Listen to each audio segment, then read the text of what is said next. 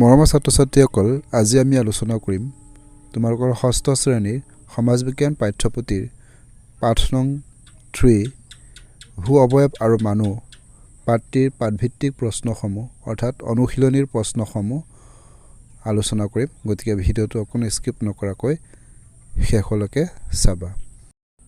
এতিয়া অনুশীলনী 1ৰ প্ৰশ্নসমূহ আলোচনা কৰিম। প্ৰশ্ন 1, তলৰ প্ৰশ্নবোৰৰ উত্তৰ দিয়া। প্ৰশ্ন ক, পৃথিৱীৰ কোন অংশত প্ৰধান ভূ অৱয়ববোৰ দেখা যায়? উত্তৰ, পৃথিৱীৰ প্ৰধান ভূ অৱয়ববোৰ মূলতঃ জলভাগ আৰু স্থলভাগত দেখা যায়। প্ৰশ্ন খ, স্থলভাগত পোৱা প্ৰধান ভূ অৱয়ববোৰৰ নাম লিখা।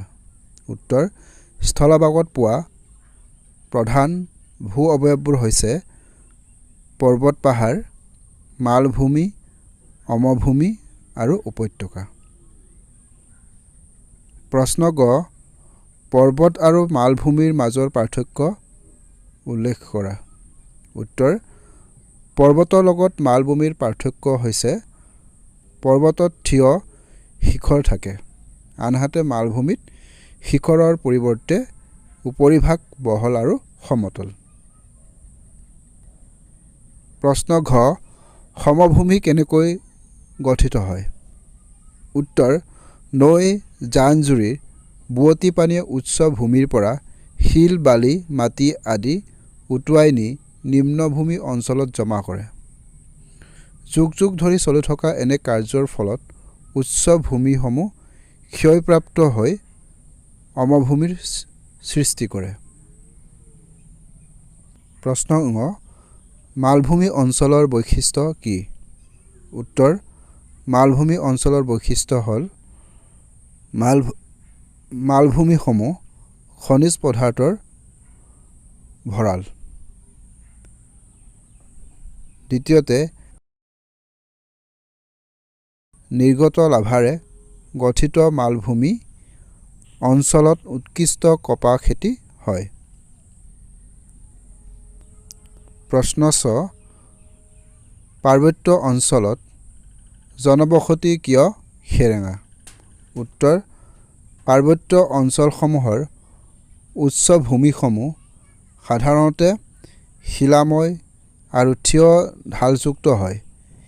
সেইবোৰত কৃষিকাৰ্য আৰু গৃহ নিৰ্মাণৰ বাবে সমান ঠাইৰ অভাৱ। সেয়েহে এনে অঞ্চলবোৰত জনবসতি সেৰেঙা। প্ৰশ্ন 2, পৰ্বত পাহাৰে মানুহক কিদৰে সহায় কৰে? বহলাই লিখা। উত্তৰ, পৰ্বত পাহাৰসমূহে মানুহক বিভিন্ন ধৰণে সহায় কৰে। সেইবোৰ হৈছে, প্ৰথমতে, পৰ্বত পাহাৰসমূহত খনিজ সম্পদ পোৱা যায়। সেইবোৰ মানুহে নানা কামত ব্যৱহাৰ কৰে।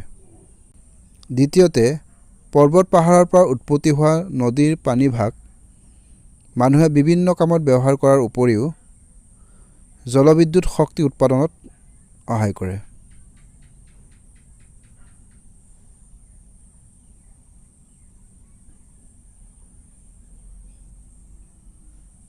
তৃতীয়তে, পাহাৰৰ এঢলীয়া ঢালত মানুহে খেতি-বাতি কৰে। চতুৰ্থতে, পৰ্বত পাহাৰসমূহত পোৱা ঔষধি উদ্ভিদসমূহে মানুহক যথেষ্ট উপকাৰ কৰে। এতিয়া 3 নম্বৰ প্ৰশ্নটো লৈছোঁ, নদী আৰু পাহাৰ আদি ভূ অৱয়ব দেখুৱাই এখন ছবি আঁকা। অৰ্থাৎ নদী আৰু পাহাৰ দেখুৱাই পেলাই এটা ভূ অৱয়বৰ ছবি অংকন কৰিব লাগে। ইয়াতে তোমালোকক এটা ছবি দেখুওৱা হৈছে। এইটো মই দেখুওৱা ধৰণে তোমালোকে এনেধৰণৰ ছবি আঁকিবলৈ চেষ্টা কৰিবা। ছবিখনত ইয়াতে নদী দেখুওৱা হৈছে আৰু এইটো পাহাৰ, আৰু পাহাৰৰ বা নদী কিনাৰে কিনাৰে কি দিয়া হৈছে, ছবি অংকন কৰা হৈছে, সেইখিনি গছ। এনেধৰণে তোমালোকে ছবি অংকন কৰিবলৈ চেষ্টা কৰিবা। আৰু এটা ছবি তোমালোকে চাই ল'ব পাৰা।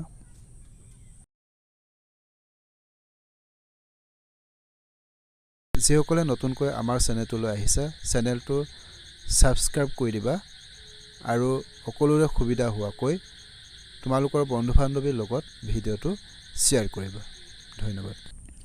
এতিয়া আমি অনুশীলনী 2ৰ প্ৰশ্নসমূহ আলোচনা কৰিম। প্ৰশ্ন 1, তলৰ প্ৰশ্নবোৰৰ উত্তৰ দিয়া। প্ৰশ্ন ক, জলমণ্ডল কাক বোলে? উত্তৰ, সাগৰ, মহাসাগৰ, উপসাগৰ, নদ নদী, হ্ৰদ আদি সকলোকে একেলগে জলভাগ বা জলমণ্ডল বুলি কোৱা হয়।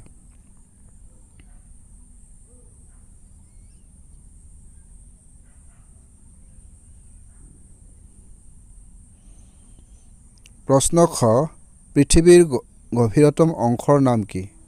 উত্তৰ, পৃথিৱীৰ গভীৰতম অংশৰ নাম হ'ল মেৰিয়ানা খাট। ইয়াৰ গভীৰতা 10,984 মিটাৰ।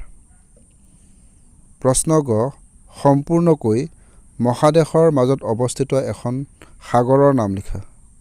উত্তৰ, সম্পূৰ্ণকৈ মহাদেশৰ মাজত অৱস্থিত এখন সাগৰৰ নাম হৈছে কাস্পিয়ান সাগৰ।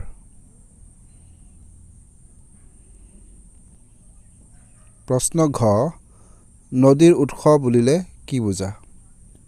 উত্তৰ, যি ঠাইৰ পৰা নদীৰ জলাধাৰা আৰম্ভ হয় তাকে নদীৰ উৎস বোলে।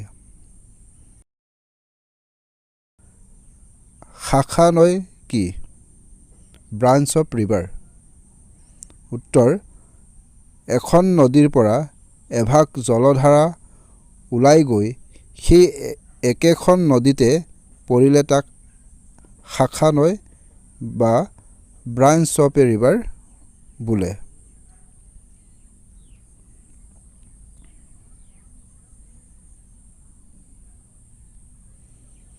2 নম্বৰ প্ৰশ্নটো লৈছোঁ, চমু টোকা লিখা।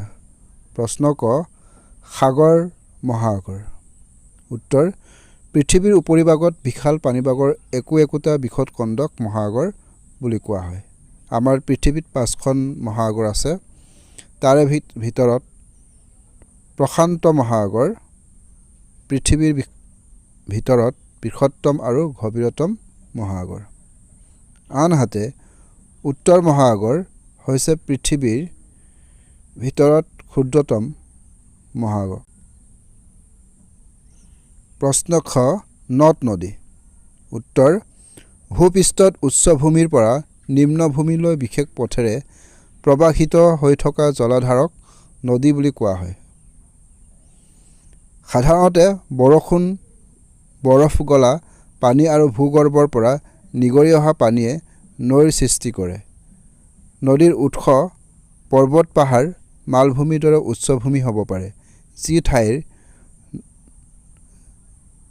যি ঠাইৰ পৰা জলাধাৰা আৰম্ভ হয় তাকে নদীৰ উৎস বোলে।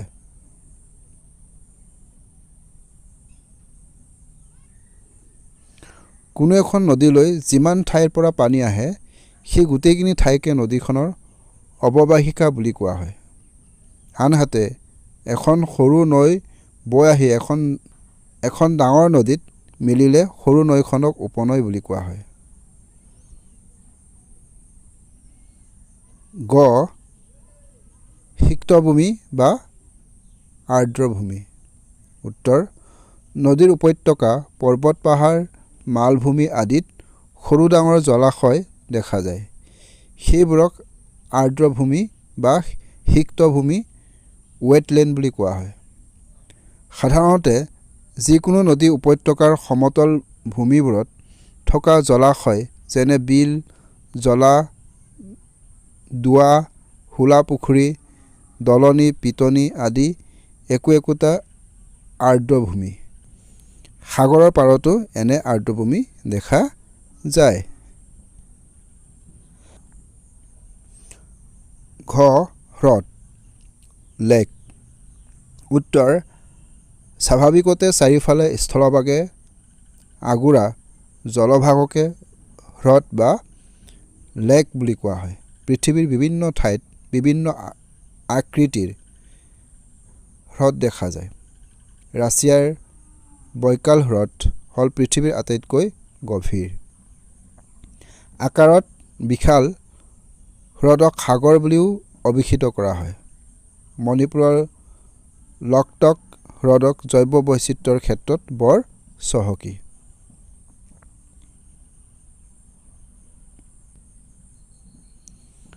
প্ৰশ্ন 3 মানুহৰ ওপৰত ভূ অৱয়ৱৰ প্ৰভাৱ বৰ্ণনা কৰা।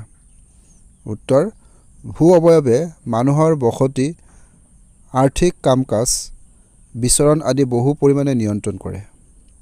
কোনো এটা অঞ্চলৰ জনবসতি ঘন বা সেৰেঙা হোৱাটো মূলতঃ ভূ-প্ৰকৃতি আৰু ভূ অৱয়ৱৰ ওপৰত নিৰ্ভৰ কৰে। তদুপৰি খনিজাত দ্ৰব্যৰ অৱস্থিতি, যাতায়াতৰ প্ৰসাৰ, ব্যৱসায় বাণিজ্যৰ বিস্তাৰ আদিও বহু পৰিমাণে ভূ অৱয়ৱৰ ওপৰতে নিৰ্ভৰ কৰে। এতিয়া আমি পাঠটিৰ অতিৰিক্ত প্ৰশ্নসমূহ আলোচনা কৰিম। প্ৰশ্ন 1 লকটক হ্ৰদ ভাৰতৰ কোনখন ৰাজ্যত অৱস্থিত? মণিপুৰত। প্ৰশ্ন 2 পৃথিৱীৰ বৃহত্তম নদীদ্বীপটোৰ নাম কি? মাজুলী। ই আমাৰ অসমতে অৱস্থিত। প্ৰশ্ন 3 ব্ৰহ্মপুত্ৰ নদী চীন দেশৰ কোন মালভূমিৰ হিমবাহৰ পৰা ওলাই আহে? উত্তৰ ব্ৰহ্মপুত্ৰ নদী চীন দেশৰ তিব্বত মালভূমিৰ তামচুক খামবাব হিমবাহৰ পৰা ওলাই আহে। প্ৰশ্ন 4 পৃথিৱীৰ বৃহত্তম মহাসাগৰখনৰ নাম কি? প্ৰশান্ত মহাসাগৰ।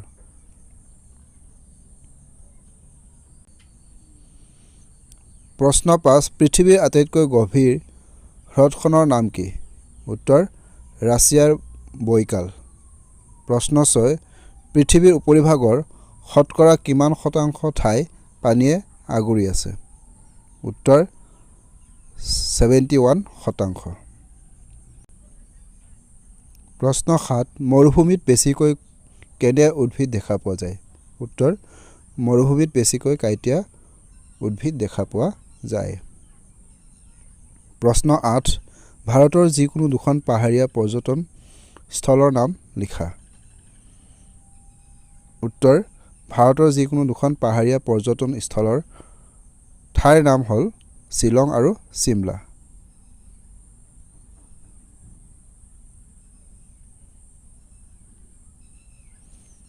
প্ৰশ্ন 9 পৃথিৱীৰ মুঠ জলভাগৰ কিমান শতাংশ সাগৰ মহাসাগৰে আগুৰি আছে? 97%। পাহাৰ কাক বোলে?